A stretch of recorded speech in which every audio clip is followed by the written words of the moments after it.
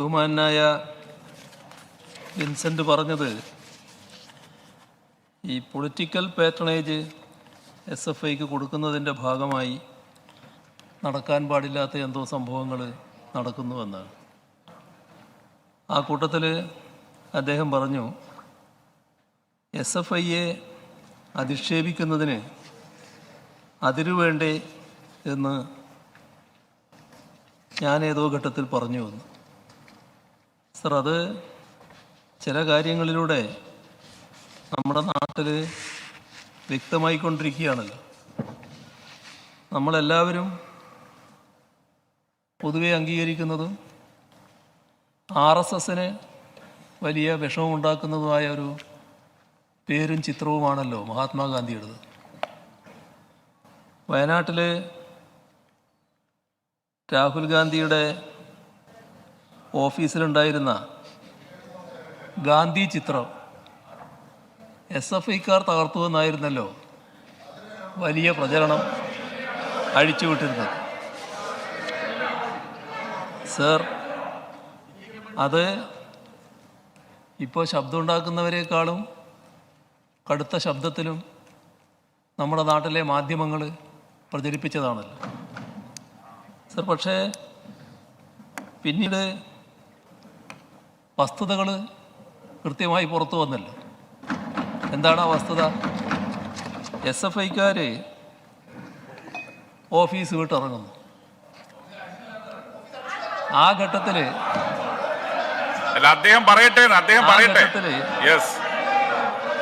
ഗാന്ധി ചിത്രം അവിടെയുണ്ട് സർ. ആ ഓഫീസിൽ കയറിയ SFIക്കാർ മുഴുവൻ ഇറങ്ങുന്ന സമയത്ത് ഗാന്ധി ചിത്രത്തിനൊരു കേടുമില്ല. ഗാന്ധി ചിത്രം അവിടെയുണ്ട്. അപ്പോൾ അതിനുശേഷം ഗാന്ധി ചിത്രം തകർക്കപ്പെട്ടു. സർ, ആരാണ് ഗാന്ധി ചിത്രം തകർത്തതപ്പോൾ? അവിടെയുള്ളത് കോൺഗ്രസ്സുകാർ മാത്രമാണ്. ഗാന്ധി ചിത്രം തകർത്തതിൻ്റെ പേരിൽ എന്താണ് പറയാനുള്ളത്? നിങ്ങൾ എന്തിന് ഗാന്ധി ചിത്രം തകർക്കാൻ പോയി? നാണം കെട്ട രീതിയിൽ പിന്നെ അതിനെ ന്യായീകരിക്കാൻ നോക്കുക. നാണം കെട്ട രീതിയിൽ അംഗീകരിക്കല്ല വേണ്ടത്, അതിനെ ന്യായീകരിക്കല്ല വേണ്ടത്. അങ്ങനൊരു അബദ്ധം പറ്റിയെന്ന് പറയാ വേണ്ടത്. നിങ്ങളുടെ ചെറുപ്പക്കാരിങ്ങനെ കാണിച്ചില്ലെങ്കിൽ ആ ഗാന്ധി ചിത്രം തകർത്തത് ശരിയല്ല എന്ന് പറയാനുള്ള ആർജവമാണ് കാണിക്കേണ്ടത്. വെറുതെ കയ്യുയർത്തി ഇങ്ങനെ പറഞ്ഞുകൊണ്ട് കാര്യമില്ല കേട്ടോ സർ. അടുത്ത ദിവസമാണല്ലോ നമ്മുടെ AKG സെൻറ്റർ ആക്രമണ കേസിലുള്ള ഒരു ആളെ അറസ്റ്റ് ചെയ്തത്. എന്തായിരുന്നു ആ ഘട്ടത്തിലുണ്ടായിരുന്ന പരിഹാസം? ഇവിടെ തന്നെ എത്രമാത്രം ചോദ്യങ്ങളായിരുന്നു പരിഹാസപൂർവ്വം ചോദിച്ചിരുന്നത്. ഇപ്പോൾ കോൺഗ്രസിൻ്റെ വേണ്ടപ്പെട്ട ആളുകൾ തന്നെയല്ലേ പിടിയിലായത്? ഈ കഴിഞ്ഞ ദിവസം പിടിയിലായ ആള് ഇതിൻ്റെ മുഖ്യ ആസൂത്രകനായിരുന്നു എന്ന് വ്യക്തമായില്ലേ സർ? അതേസമയം തന്നെ അദ്ദേഹം മാധ്യമങ്ങൾ തന്നെ റിപ്പോർട്ട് ചെയ്യുന്നു KPCC പ്രസിഡന്റിൻ്റെ അടുത്ത അനുയായിയായിരുന്നു.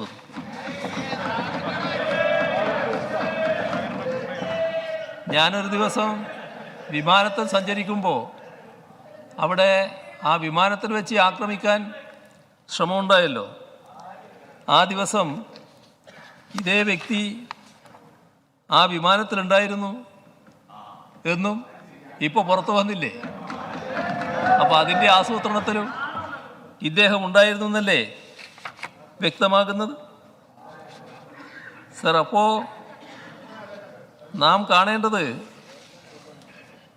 തെറ്റായ രീതികൾ പ്രചരണത്തിനു വേണ്ടി നിങ്ങൾ പലപ്പോഴും ഉപയോഗിക്കാറുണ്ട്. ഇവിടെ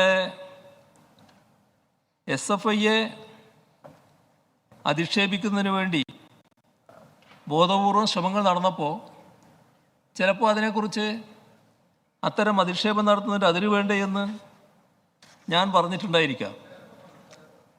സർ, നമ്മളെല്ലാവരും ഓർക്കുന്നൊരു കാര്യമല്ലേ, കുറച്ച് വർഷം മുൻപ് നമ്മുടെ ഇവിടുത്തെ യൂണിവേഴ്സിറ്റി കോളേജിൽ SFIക്കാർ ചാപ്പകുത്തി എന്ന് പറഞ്ഞുകൊണ്ട് നടന്ന വൻപിച്ച പ്രചരണം. ഏതായിരുന്നു ബഹളം, എന്തെല്ലാം കലാപങ്ങളായിരുന്നു അതിൻ്റെ മേലെ സംഘടിപ്പിച്ചിരുന്നത്. സർ, ഇതേ ആള്, ഈ ചാപ്പ കുത്തപ്പെട്ട ആള്, അദ്ദേഹം KSU വിദ്യാർത്ഥി നേതാവായിരുന്നല്ലോ. അദ്ദേഹം പിന്നീട് പറഞ്ഞതെന്താ, ഇത് ഗൂഢാലോചന വഴി സ്വയം സൃഷ്ടിച്ചതാണ് എന്ന് പറയുന്ന നിലയുണ്ടായില്ലേ. സർ, ഇതൊക്കെ നമ്മുടെ നാട്ടിൽ സംഭവിച്ച കാര്യമല്ലേ, പുറത്ത് വന്ന കാര്യമല്ലേ. സർ, ഇവിടെ SFIയെ കുറിച്ച് പറയുമ്പോൾ നമ്മൾ കാണേണ്ടത്, ഈ കേരളത്തിൽ ഏറ്റവും ഒടുവിൽ രക്തസാക്ഷിയായ ധീരജ് രാജേന്ദ്രൻ അടക്കം 35 പേരാണ് SFIയുടെ പ്രവർത്തനം നടത്തിയതിൻ്റെ പേരിൽ കൊല ചെയ്യപ്പെട്ടത്.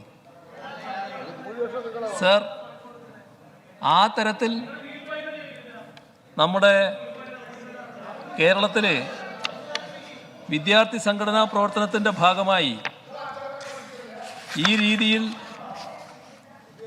കൊല ചെയ്യപ്പെടേണ്ടി വന്നത് SFI അല്ലേ. ഇവിടെ ഏതെങ്കിലും ഇത്തരമൊരു അനുഭവം KSUവിന് പറയാനുണ്ടോ?